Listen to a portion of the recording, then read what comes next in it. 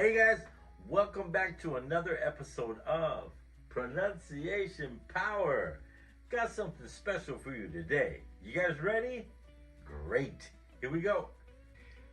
It's time to take action and forget about the notion of limiting motion when speaking with others. There's no magic potion you can take to show emotion using only words. No. Facial expressions and the tone in your voice are what convey emotion. Questions, reactions, and paying attention to speakers.